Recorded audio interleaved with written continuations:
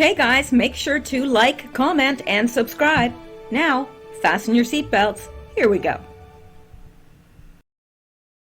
All right, guys, I'm back again, and it is Tuesday, May 19th, and it's 11/23rd, starting my second video with the news, and we're going to just jump right in, pick up from where I left off in the last video. I've got Sammy here just off camera, and he thinks he's going to help me, so, well, let him think that he can. I wish that he would come over so that you can actually see his cute little face, but nope, he's gone. Okay, well, let's just pick up from where we left off there. You're still all looking wonderful this evening. I don't know what you all did, but you're looking great. So let's just go pick up from where I left off in the last video, which is, it's uploaded, it's just processing. So it should be available soon. Now, this is a little gobsmacking, but anyway, this is from the New Zealand Herald, and it says Prince Andrew faces fresh accusations linking him to another sex slave. This is from, it's from 2 days ago, the 17th of May, and not sure if it will play in my geographic region. It won't. But Prince Andrew reportedly spent time at billionaire Jeffrey Epstein's New York mansion at the same time as a convicted pedophile was subjecting one of his sex slave victims to horrifying abuse, according to a new investigation. According to the Mail on Sunday, there is compelling evidence that the woman, who was in her 20s at the time of the Duke of York's visit, was groomed by Epstein as a teenager, sexually assaulted, and forced into a fake lesbian marriage with one of his accomplices. The newspaper also claims that the abuse she suffered was so perverted that lawyers deemed it too graphic to be included in official public legal documents. It's now alleged that Andrew's infamous 2010 visit to Epstein's $113 million Upper East Side home occurred while the victim was also under his roof, casting doubt over the royal's persistent claims that he knew nothing of his former friend's crimes. Well, if you believe that, you'll believe anything, because it's quite evident that he knew. And if you saw the interview with him, it was the most embarrassing thing. It was even hard to watch. It was he made it so evident he was guilty. Really. I mean, if you study body language or, are good at picking stuff like that up, it was evident.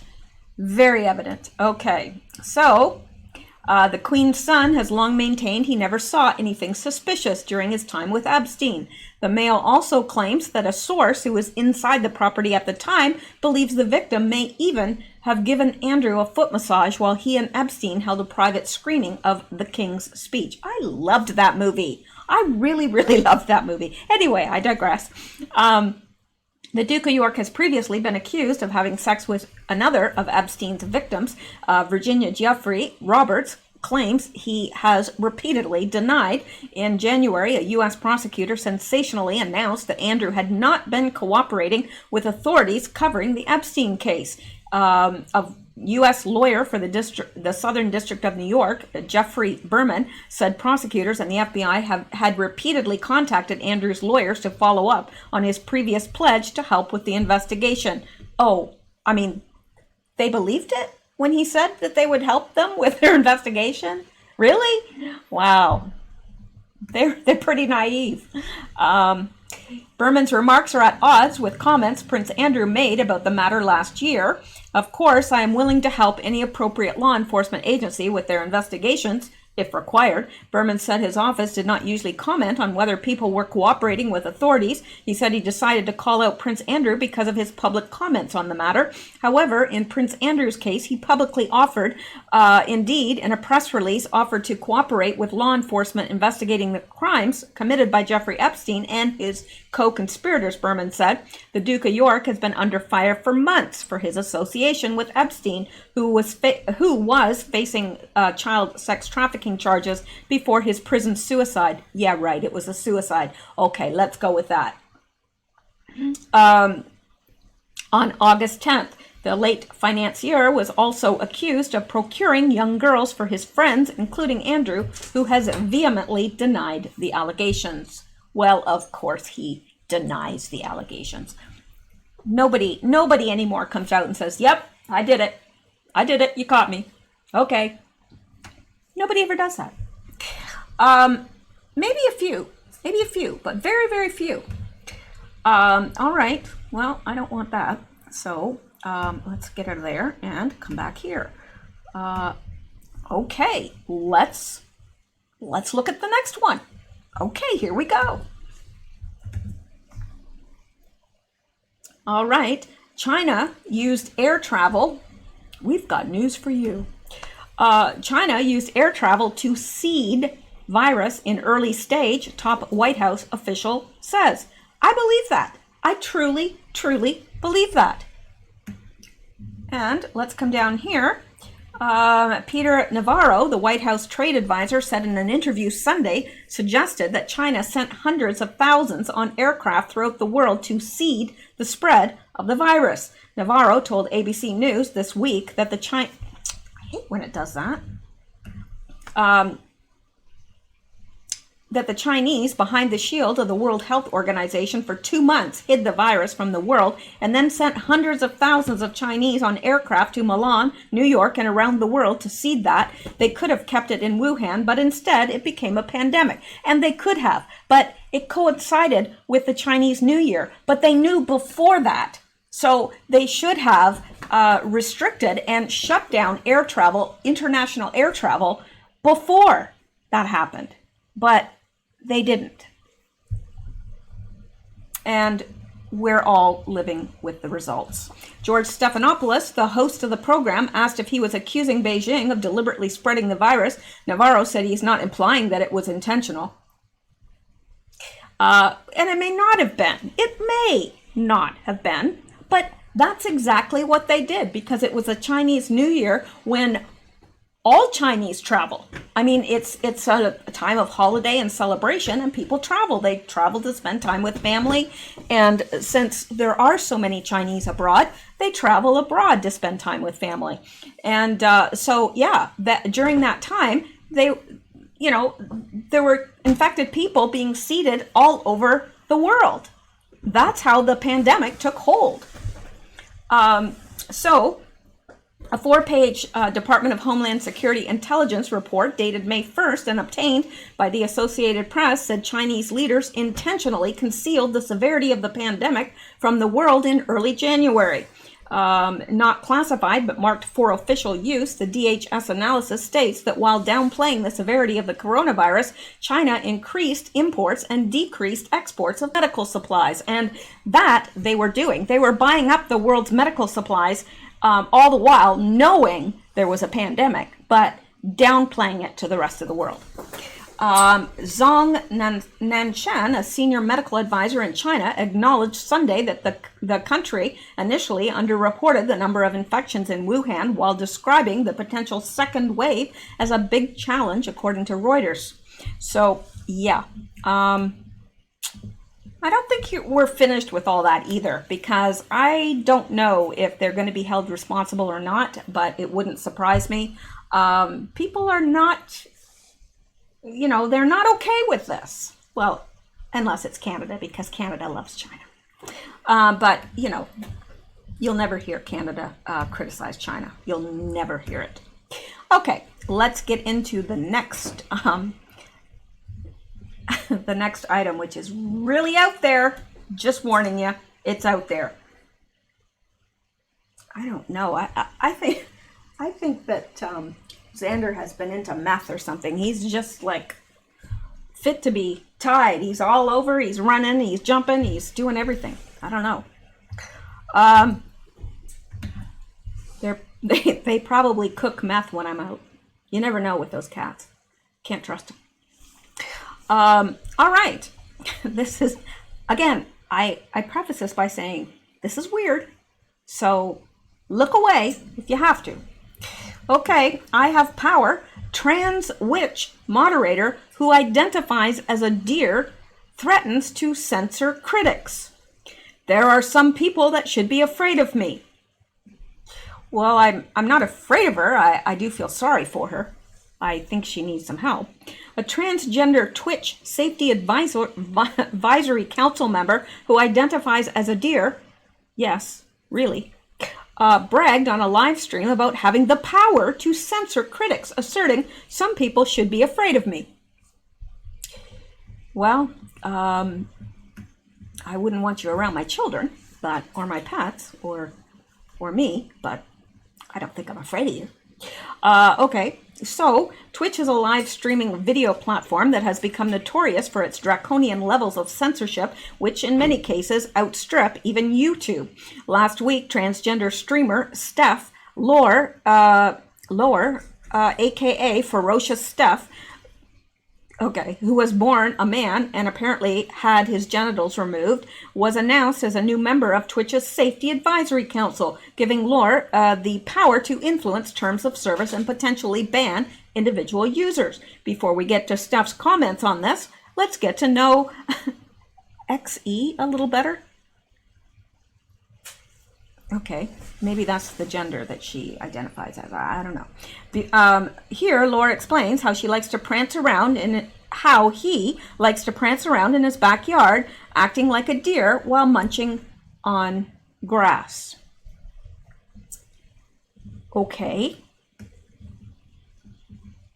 I told you it was weird. Look, I did preface it by saying it was weird.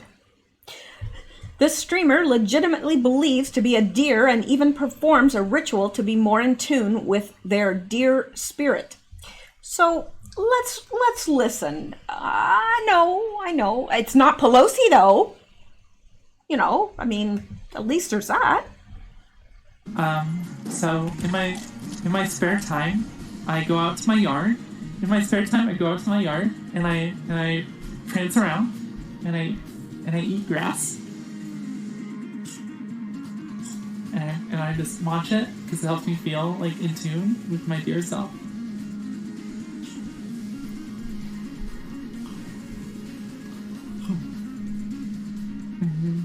So I do my best. I do my best to be. What the heck did I just watch? And where is the bleach for my eyes? All right, and there's Twitch's latest hire thinks a lot of us gamers are white supremacists, and that's a fact. All right, well, I'm not a gamer, and I'm definitely not a white supremacist, but well, for the fun of it, let's listen to this one. Yeah, oops, something went wrong, it says. Yeah, something went really wrong. I believe that. Let's see if, maybe, oh no, there it is. Okay, let's listen. I'm just not cool with white supremacy, y'all. It's really not that. I think a lot of you gamers are actually white supremacists. Sorry.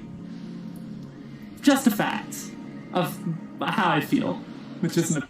No, I'm just not cool with white supremacy, y'all. So there you go. This is the person that, if you're on Twitch, this is the person that's one of the people that's in charge of censorship.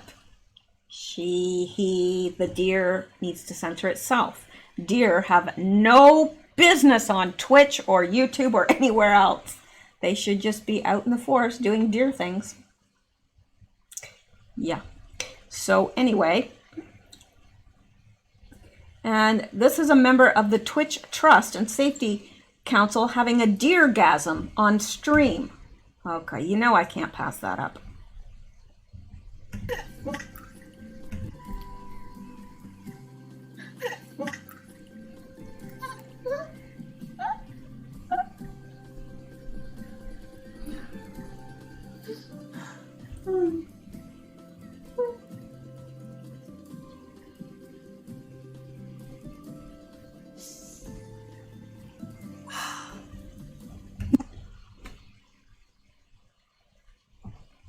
I think this is the first time ever, I'm speechless. I don't know what to say. I don't know how to react. And I ask myself, why did I just waste time on this? I don't know, but it is interesting. If your testicles make you depressticles, it's time to put them to resticles. No, really. That's a tweet or something from her. Yeah, it's Twitter, from Twitter. If your testicles make you depressticles, it's time to put them to resticles. Well, apparently his testicles were a big burden to him. So hate when that happens.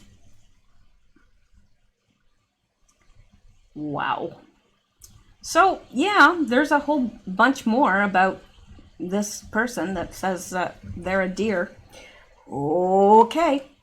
Don't know how to follow that up either, but I know some of you are going to be mad that I took the time to play that, but you know what? It's my show, and sometimes I just need to, I don't know, indulge myself. So, all right. Okay, and here we go. Let's go to the next item. 1962, Life in 2022 image depicted everyone trapped in pods.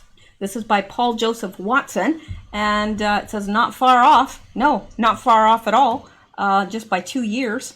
But yeah, it shows them all trapped in pods there. That looks kind of fun, actually, those little carts.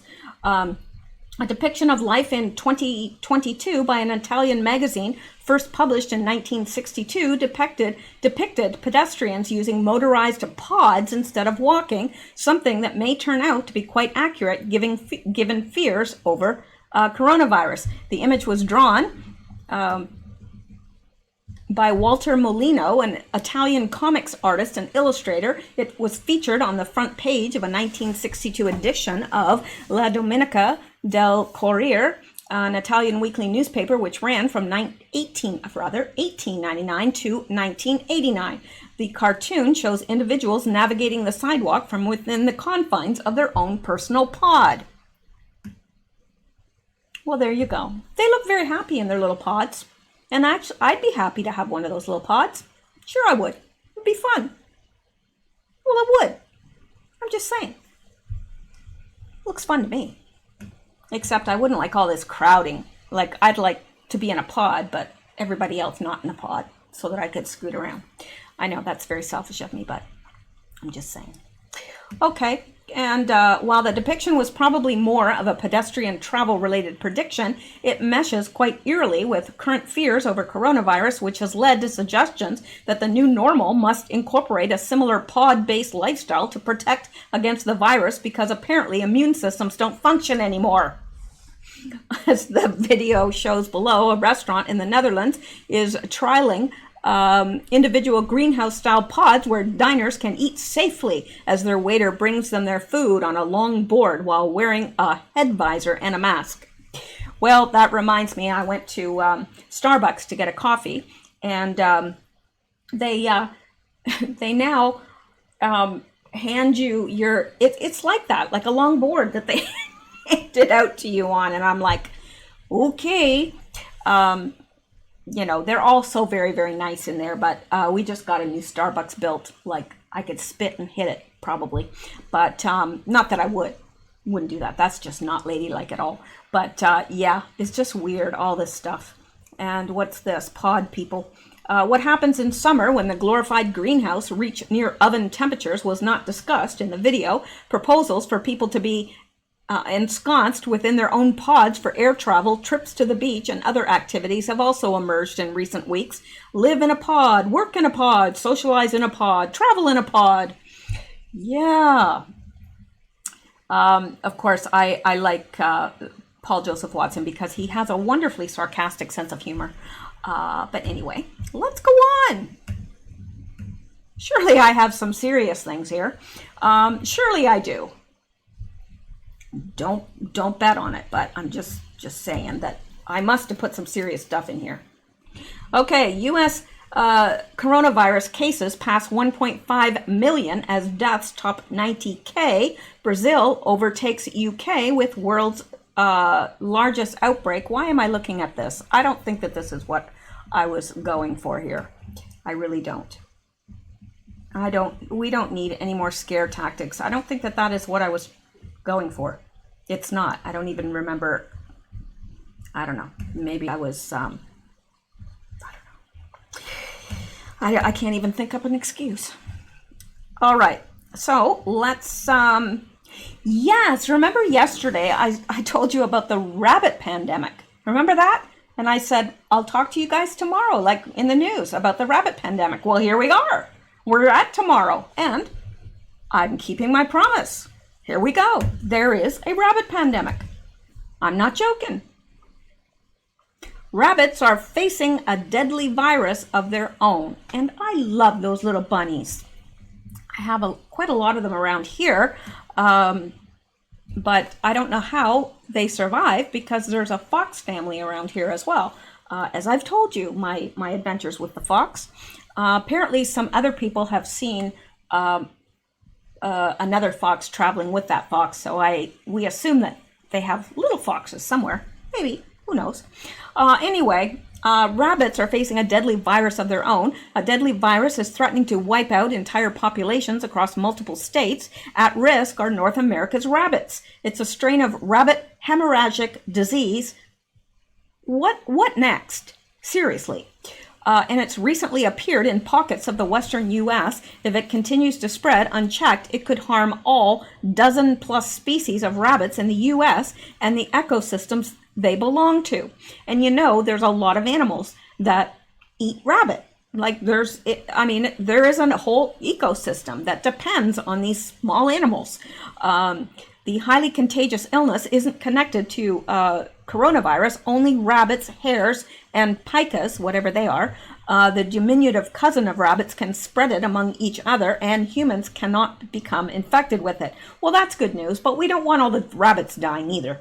Rabbit hemorrhagic disease, virus type 2, can cause internal bleeding and swelling, but more often the sickened rabbits aren't discovered until they've already died, according to the California Department of Fish and Wildlife. There are some parallels between rabbit hemorrhagic disease and COVID-19. Now, what I'm wondering is if these rabbits are then eaten by wolves, coyotes. Up here we've got wolves and coyotes and foxes and all sorts of animals. And what happens if those animals eat that? Is it cross species or is it just rabbits? Can they partake of, even if the rabbit drops dead, if an animal comes and scavenges the carcass, is it passed along? I don't know. I hope not. There are parallels between rabbit hemorrhagic disease and COVID-19, said Matt McCumber, a disease ecologist and head of the Department of Fish, Wildlife, and Conservation Ecology at New Mexico State University. Both are thought to have spilled over from one species to another. In the case of the novel coronavirus, likely a bat to humans. Right, let's go with that story.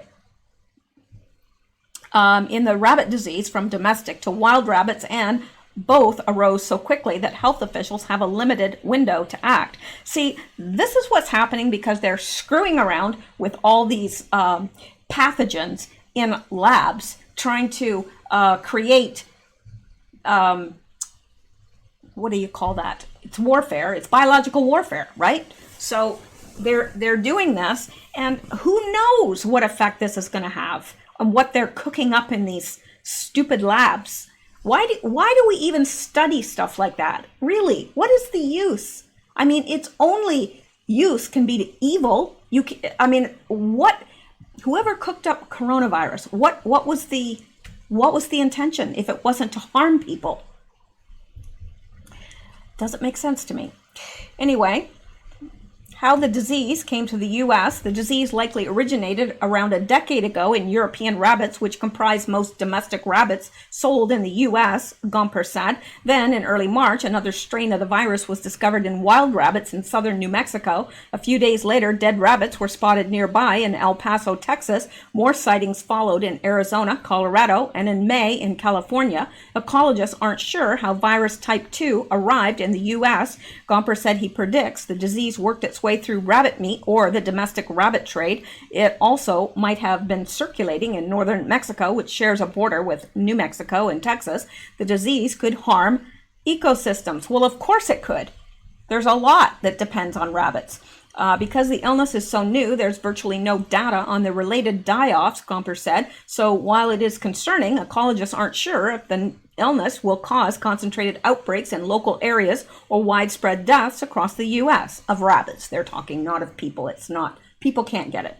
Either way, it's a loss for conservation. Several rabbit species, including California's riparian brush rabbit, are endangered or vulnerable, and they're already up against habitat loss, a potentially fatal disease could hobble their recovery.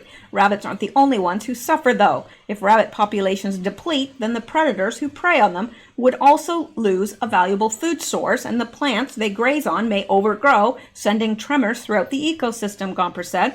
Rabbits, wherever they're found, tend to have a relatively robust impact on their environment because they're primarily herbivores. He said, whether the impact of the virus is such that we'll see those very dramatic ecological changes as a result is still unknown. So that's sad. I mean, everybody loves bunnies, don't they? They should. All right, let's move on now. We cover everything here, everything, even rabbit pandemics. Okay, and let me... Oh, yes. Let's look at this now.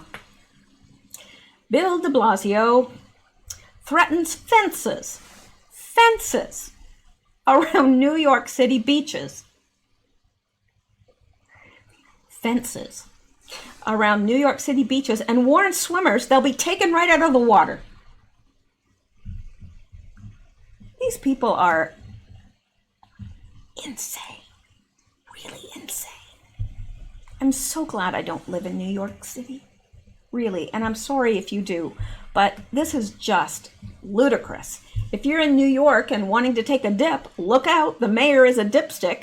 Yeah, that's putting it mildly. Sorry, that should be. The mayor has a dipstick, a stick to get you out of the water if you dare take a dip.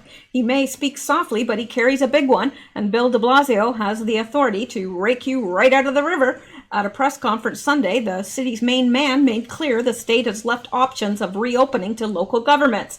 Bill's leaning are of no variety. There's obviously a huge interest in the beaches, and the state of New York has said that different localities can make different choices, and some are deciding in the metropolitan area to open beaches for Memorial Day, the traditional start of the beach season. I've said before, and I'm going to say it again, we are not opening our beaches on Memorial Day. We are not opening our beaches in the near term. It is not safe. It is not the right thing to do in the epicenter of this crisis.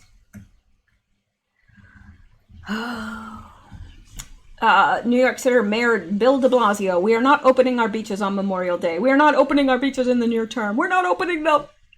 Oh. Poor guy. The following day, he laid down the law. No swimming, no lifeguards, no parties, no barbecues, and anyone tries to get in the water, they'll be taken right out of the water. In his defense, well, thank you for knocking that over, Xander. That was very, very thoughtful. Okay, in his defense, he did offer a bit of sense. It's a dangerous situation to ever go in the water if there are no lifeguards present. Or should grown adults be able to swim at their own risk on public property? Well, I think that they should be able to swim at their own risk. I don't think I've ever swam anywhere where there was a lifeguard. But I grew up in, I grew up in Canada, and my parents made sure that I learned to swim. And because we had a summer home by the lake, well, it was more like a big trailer, really, but it was a very nice area, and we swam and swam and swam there. And there's all sorts of, lakes are everywhere here, and they're clean, and you can swim in them. So, I've never swam anywhere where there was a lifeguard. I'm still here. So back to Sunday, Bill even threatened to fence off New York City's sandy seduction. You want to walk along the beach or sit on the beach for a while? Fine. No swimming, no parties, no sports, no gatherings. If people don't get it right, if we start to see a lot of violation of those rules, up will come the fences closing off those beaches. No one wants that, but we're ready to do it if that's what it takes to keep people safe. Yeah, they weren't worried about keeping people safe when they put COVID positive patients in with nursing home residents, were they? Weren't too worried about their safety. And you know what? If everybody went to the beach, can they stop everyone? No, they can't. And sure, they could put fences up around the beach, but you get enough people, you could tear them down. I know, I usually am a very law-abiding citizen, but this is getting ridiculous. I am so sick of being yelled at by people if I go down the wrong, you're going down the wrong aisle because the arrows are facing the other way. People start yelling at you. It's like, bite me. And I'm really a long-suffering person. I really am. That, You can ask anyone that knows me well, and they'll say, it takes forever to get me really riled. But I'm riled now, and I'm so sick of people, strangers, yelling at me. And, you know, seriously, I did. One lady yelled at me and said, "You're going the wrong way." I said, "Bite me." You know, you can only push people so far, really. And it's ridiculous around here. Like the pet store here locally, where I get my cat food and everything, toys, what have you, one person is allowed in the store at a time. One. So there's a great big lineup down the block waiting to get in the pet store as you wait for each person to shop and finish. That is ridiculous. That is so ridiculous, it's ridiculous. All right, I digress. Fencing the beaches off. Oh, unbelievable. This guy's certainly not afraid of fences. In 2014, he caused a stir by building one around his mayoral mansion, another one, that is.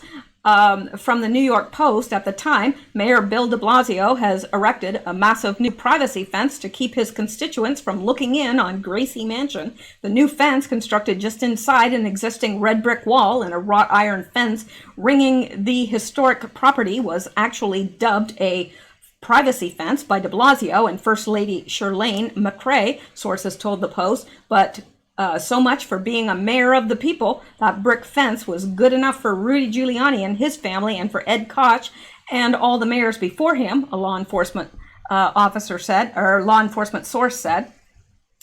So yeah, wasn't good enough for him though. Keep those people out. Those nasty people. The great unwashed. Keep them away from me. Maybe he'll put a fence around restaurants too. During his May 17th news briefing, Bill took a swat at barflies. "I'm not comfortable at all with people congregating outside bars. If you come to form groups of people and then 2, 3, 5, and it becomes 6, it becomes 10, it becomes 15, that violates what we're saying about social distancing, and that puts lives in danger. We are not going to tolerate people starting to congregate. It's as simple as that." Oh my gosh. These people are... they're out there. The mayor added that more cops would be dispatched to the Upper East Side to keep watch on everyone. Well, of course. And it's a lot of people to look over. Bill even beefed up the bunch, waiting to whip up some shoreline shenanigans and tavern tomfoolery. In the interest of public health, in March, he began releasing prisoners from Rikers Island. What with coronavirus and all. Yeah, you got to keep the people at Rikers. You got to keep them safe, you know. Yeah, doesn't matter about the other law-abiding citizens. You just don't want them to get coronavirus. Doesn't matter about the people in the elderly people in nursing homes and so forth. We don't care about that. But the prisoners, my gosh, we have to keep them safe. Anyway, all right. By April 10th, more than 1,500 city inmates had been freed. From the Post, 10 days later, at least 50 of the newly released Rikers Island prisoners were rearrested for new crimes in recent weeks, and in some cases were cut loose again. You know what? Criminals are going to commit crimes. I know it's probably hard for them to understand, but hey, the mayor was shocked. He was shocked by that? Are you kidding me? He was shocked by that. I think it's unconscionable, just on a human level, that folks were shown mercy, and this is what some of them have done. These are criminals. Criminals. Hello. You know what criminals do? They commit crimes. Don't tell anybody. In fact, some of them may go on a crazy crime spree this weekend and get in the water. Apparently, they'll be fished out, but don't fear the fishermen. Those hooked will likely be let go. When it comes to capturing criminals, it seems the mayor of New York is a catch and release type guy. Yeah, definitely. All right, well, there you go. Don't get in the water in New York City. No, actually, get in the water. Take a whole bunch of people. get in the water and have a blast. You know, we've been cooped up inside for so long. I mean, I would love to go to the beach. I mean, it's not warm enough here yet, but day at the beach would be lovely. Would. Okay, let's go back because there's more. No, really, there is. And let me see what else. Oh yes. Let's look at this. Yeah, I've got so much. Geese honking, iPhone ringing, Biden event beset by bloopers. Well, nothing new there. Why have they failed to get this money out to the folks who desperately need it to stay afloat? Is it incompetence? Corruption? Trump is out there tweeting again. Oh, come on, don't fail me now. You know, this Biden stuff's good stuff. Don't fail me now.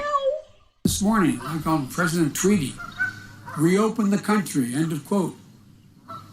How are we supposed to do that if you're sitting on the money small businesses need in order to stay alive? Stop tweeting about it. Get the money out to Main Street now. It's there. It's been passed. This pandemic is hitting everyone hard. Who is this guy? We need serious, competent leadership now more than ever. Right, and he would know about serious, competent leadership. Not. Wow, that is a... He is a piece of work. Former Vice President Joe Biden faced a number of distracting interruptions Monday during a virtual speech, honking geese, chirping birds, a ringing iPhone, and what was assumed to be a Secret Service agent standing in the background of his shot.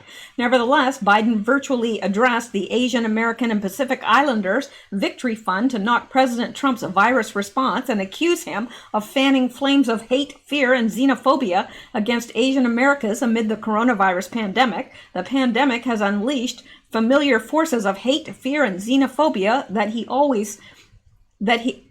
always flames and fans. The flames have always existed in our society, but with this president, they brought with it a new rash of racist messages, verbal, physical attacks, and other acts of hate, Biden said. At one point, Biden, whose windows appeared to be open in the background, had to address the obnoxious squawking. Yeah, you'd think he'd shut his windows and make sure that everybody was out of the shot. Just saying. Okay, where did I leave off? Okay, at one point, Biden, whose windows appeared to be open in the background, had to address the obnoxious squawking. You're going to hear there's a pond on the other side of my property here, a lot of Canadian geese. They're not Canadian geese, and he should know that, and whoever wrote this should know that. They are Canada geese. They are not Canadian geese. They are Canada geese. It is the name of the goose. The name of the goose is Canada goose. It's not because they're from Canada. Just saying, it's honestly, it is like a personal pet peeve because everybody says, oh, they're Canadian geese. No, they're not Canadian geese. They're Canada geese. They are called the Canada goose. It's called the Canada goose. It's not named. So if the goose was born and bred and raised in Pennsylvania, it's still a Canada goose. It's not because it's from Canada. Just saying. Just a personal, you know, they're not Canadian. They don't hold citizenship. I'm just saying. All right. I don't know. I got off on that, but I guess it's my show, and sometimes I can just get off on things that I want to. All right. So you're going to hear there's a pond on the other side of my property, a lot of Canadian geese. There should be a lot of Canada geese. If you hear them honking away, they're cheering. That's what they're about, Biden said. Yeah, geese. Yeah, they cheer. Right. Okay. All right, Joe. And Matt Visor said Joe Biden's remarks are interrupted repeatedly by aggressive geese in the background who are honking loudly over him. It's the closest thing to a protest he's faced in months when antagonists interrupted his events and Joe Biden blocked their path and guided them off stage. In the background at one point, a man could be seen standing in Biden's yard, and it's assumed to be a Secret Service protection. I doubt that, really. I do, because the guy looked kind of goofy, like, oh, here I am in Joe Biden's backyard. Just seemed odd to me. Okay. And, well, it could be. Few distractions as Biden speaks. Canadian geese. Nobody gets that right. Nobody. Canada geese honking, birds chirping, iPhone ringing, Secret Service agent standing in the background. And maybe it is, but it probably is. Nobody just stands there in a backyard. Biden again accused Biden again accused Trump of refusing to take action early enough, saying all the president did was make false promises and dismiss the experts. Now 90,000 Americans are gone. No, they're not. Millions more are struggling to pay their bills, and this president can't summon barely a word of empathy, Biden continued. Yes, because it's all his fault that the virus is here. The former vice president also accused the competitor of failing to get coronavirus relief funds to small businesses. Trump is out there tweeting again this morning. I call him President Tweety. Reopen the country. How are we supposed to do that if you're sitting on the money small businesses need? Stop tweeting about it. Get the money out to Main Street. Oh, Biden. Give it up. You know, I bet he doesn't strip down in front of that Secret Service agent. I'm just saying. I bet he doesn't. Okay, what else do we want to get to here? Because, you know, it's getting on in time. Oh, I love this. I had to clip this out. I wash the drug down with a cool glass of liberal tears. Yes, I bet he does. And this is important, so let's click on this. Oh, yes. Okay, and here it is. The drug, right to try.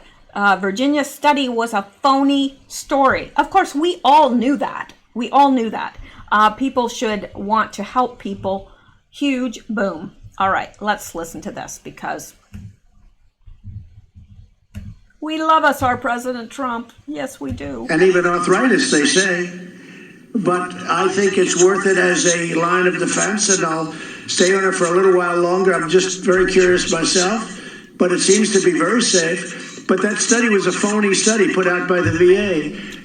You may want to talk about that. I mean, we could talk about that if anybody wants to, and maybe I'd ask Alex to talk about that.